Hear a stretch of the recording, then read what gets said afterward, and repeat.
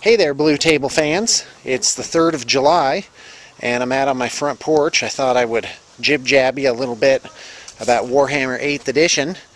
Just to set the scene, it is right about sunset, and the air is cool. There's a delightful breeze that's springing up, and my very young daughter, she's about 19 months old, she's out trundling around the lawn. I'm keeping a close eye on her, seeing what she's doing.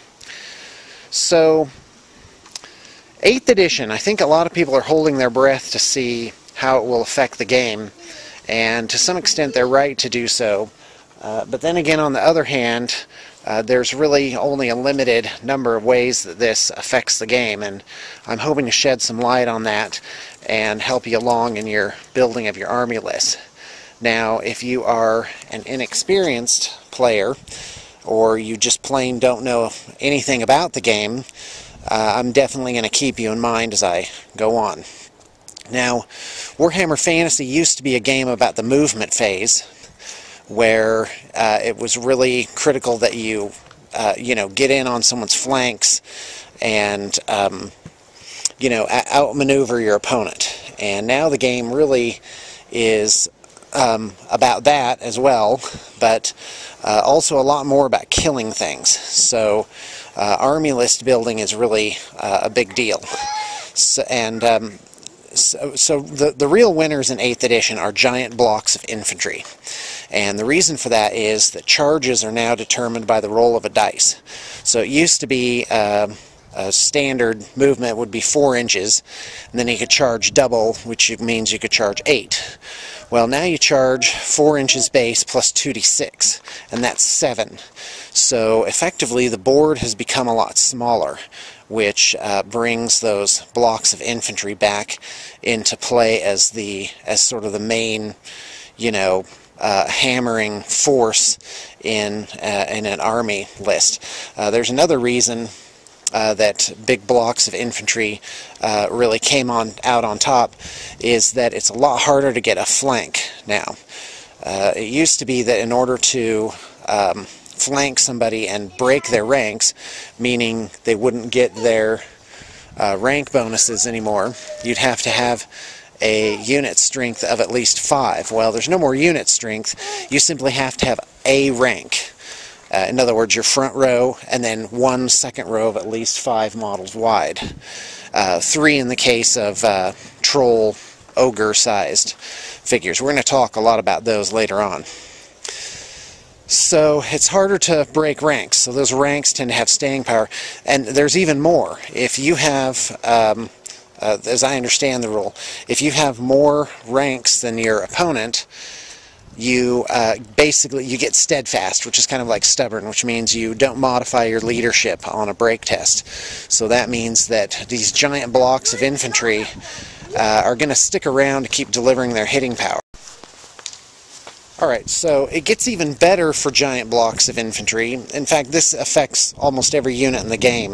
In fact, the whole way that you think about the game.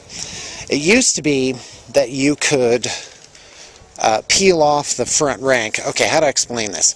In Warhammer Fantasy 7th edition, warriors that died in the first, or in a round of combat before it was their turn to hit, didn't get to hit back. Only the first rank would fight. So basically you could peel off that front rank and your opponent would basically get no attacks back.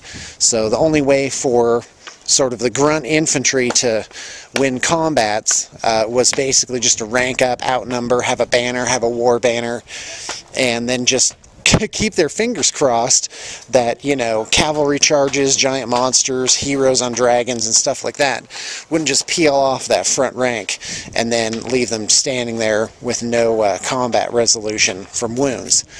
Now, what happens is you take off the take off the wounds from the back, meaning the front rank and now the second rank always get to fight.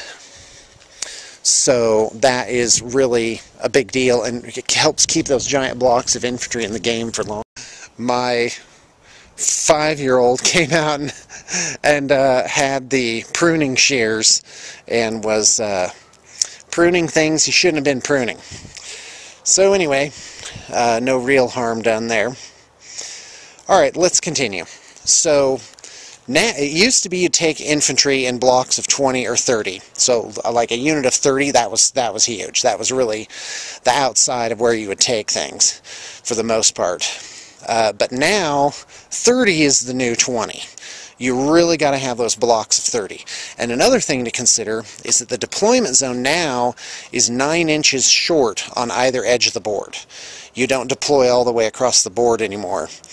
You have to deploy in. That means you really need to concentrate your army into fewer blocks. So you're going to have fewer blocks, larger blocks, and as far as I can tell, you're really going to want to put heroes into those blocks. The way I'm running my orc army is there will be 2 blocks of 30 orc boys, and by the way, I consider that the minimal amount. I will probably expand them out, because really it's only 25 points to get another rank, and that rank gives you an amazing benefit for its relatively cheap cost.